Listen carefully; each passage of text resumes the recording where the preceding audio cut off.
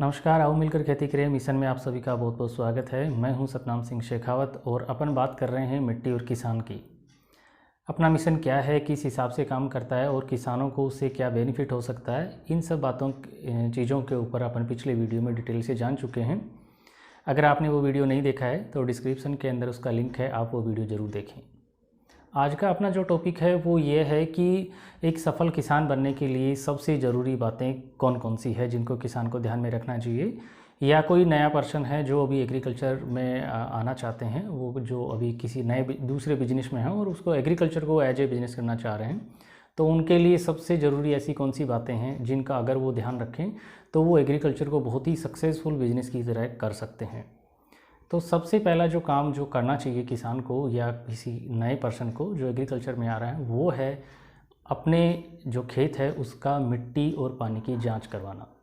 मिट्टी और पानी की जांच करवाना सबसे ज़्यादा ज़रूरी है, क्योंकि उससे अपन को ये पता चलता है कि उस मिट्टी के अंदर सबसे अच्छी फसल कौन सी हो सकती है और जो फसल होगी उसके अंदर अपन को कौन कौन सी खाद और जो फर्टिलाइज़र हैं वो किस मात्रा में और कौन कौन से डालने हैं।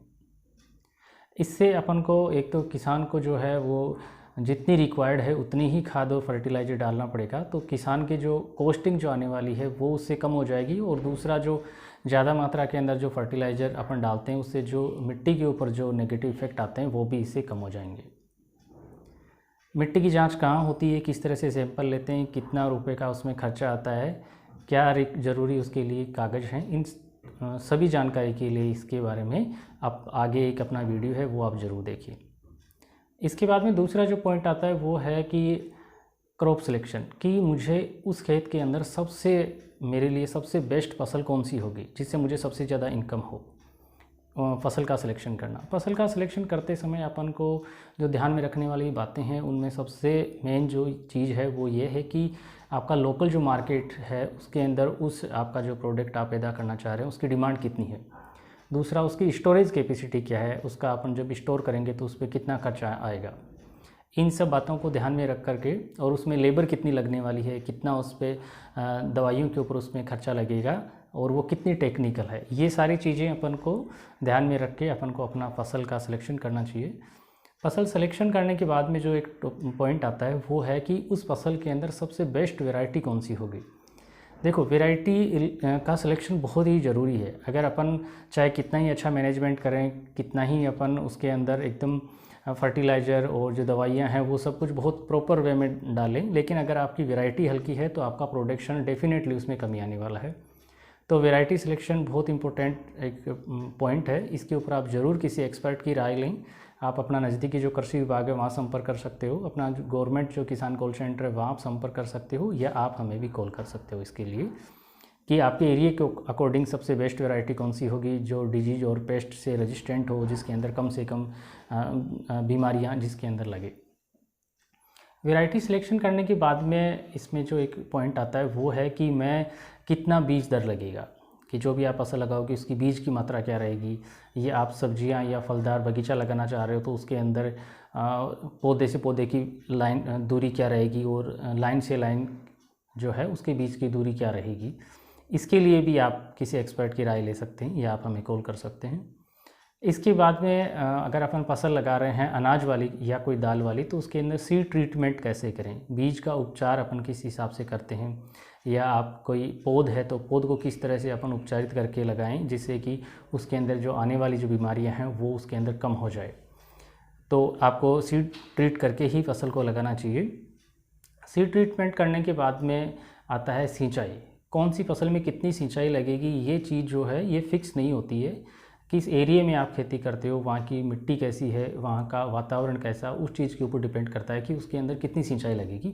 वैसे ये चीज़ किसान अच्छी तरीके से जानते हैं, कोई ज़्यादा इसमें इशू नहीं आता है, लेकिन फिर भी कोई अननोन पर्सन है या कोई वो नई फसल लगा रहे हैं तो ऐसे केस के अंदर आप हमें एक बार ज़रूर कॉल कर सकते हैं। उसके बाद जो पॉइंट आता है वो है कि मैं इसमें खरपतवारनाशी किस हिसाब से यूज करूं या मैं खरपतवारों का नियंत्रण किस हिसाब से करूं।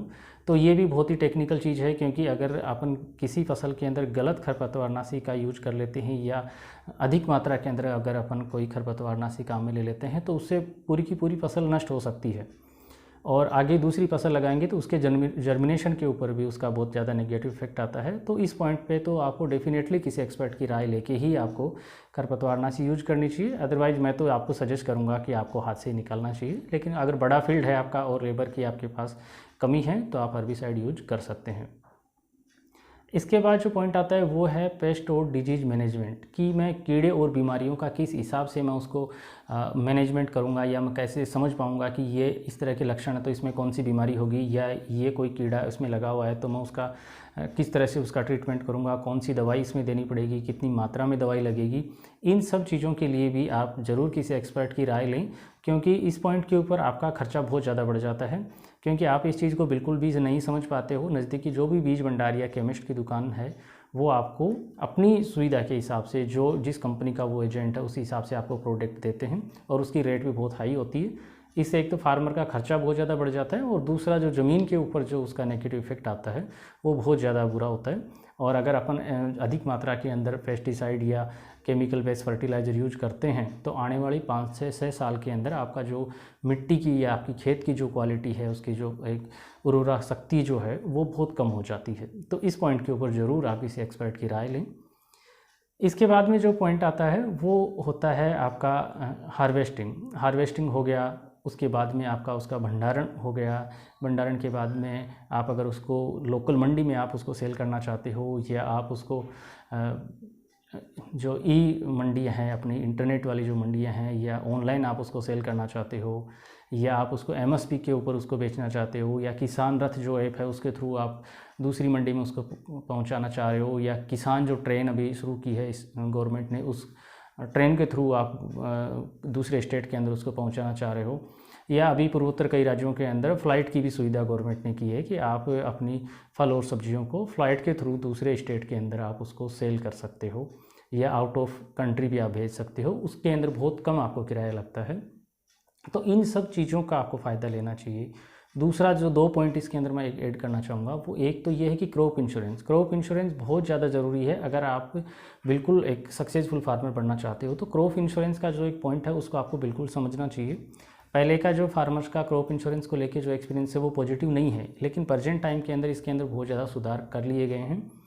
अगर आप क्रॉप इंश्योरेंस करवाते हो तो डेफिनेटली आपको उसमें पैसा मिलता है।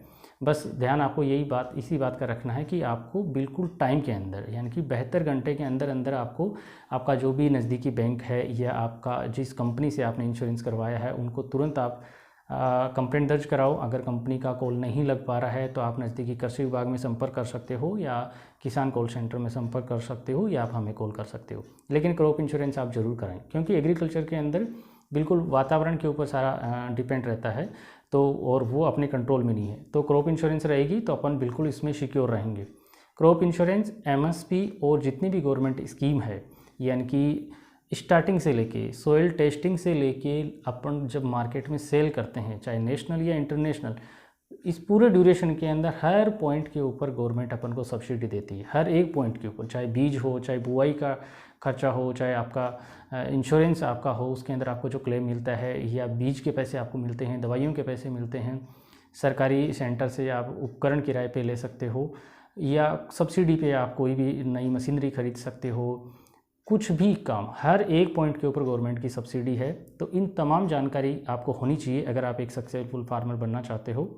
और ये जानकारी कहाँ से मिलेगी? ये जानकारी लेने के 2-3 सोर्स है। सबसे पहले सोर्स तो ये रहता है कि आपके पंचायत लेवल के ऊपर एग्रीकल्चर सुपरवाइजर या टेक्निकल असिस्टेंट या किसान सलाहकार, अलग अलग राज्यों के अंदर अलग अलग नाम से पोस्ट होती है, उनसे आप संपर्क कर सकते हो।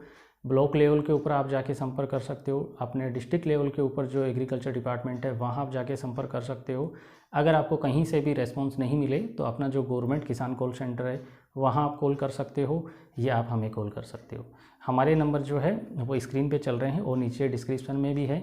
आप वो नंबर लेके आप हमें कभी भी कॉल कर सकते हो। अगर आपको कोई डिजीज़, पेस्ट, कोई दवाई के बारे में जानकारी चाहिए, या कोई लक्षण है जो आप समझ नहीं पा रहे हो, तो आप उसकी फ़ोटो हमें व्हाट्सअप कर सकते हो, आप हमें वीडियो कॉल कर सकते हो, आप हमें वीडियो बना करके भेज सकते हो। हम उसकी पूरी डिटेल, आपको जो भी मेडिसिन रहेगी, किस मात्रा में डलेगी, वो सारी डिटेल हम आपके फ़ोन पे मैसेज कर देंगे।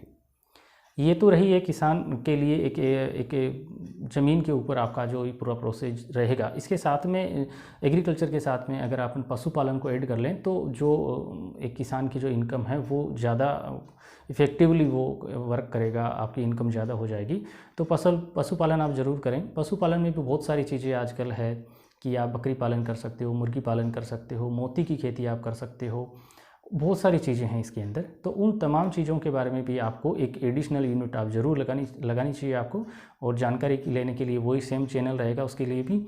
और अगर जानकारी नहीं मिले तो आप हमें कॉल कर सकते हो।